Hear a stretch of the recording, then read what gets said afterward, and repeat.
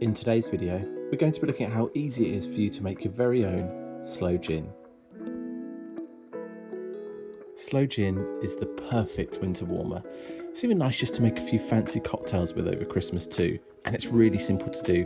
All you need is gin, your sloes, and some sugar. Find yourself some sloes in a local hedgerow, and just be careful when you're foraging because they can be a little spiky.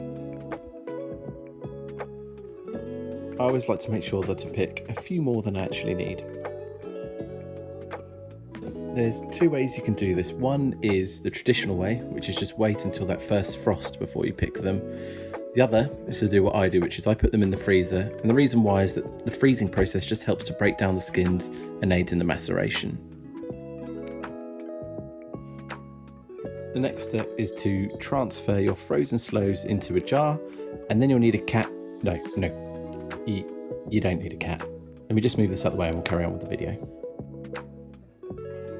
Then you'll need to fill up your jar to about halfway and leave some space for that gin and the sugar too.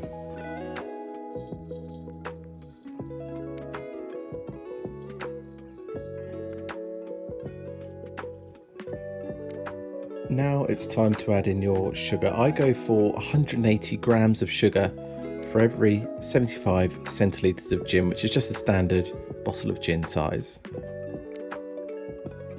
Once that sugar's in there, it's time to go ahead and pour in your gin. I don't tend to use anything too fancy for this when it comes to the gin. I think the flavour of the sloes and the sugar are strong enough to create their own drink, and it always just works out fine.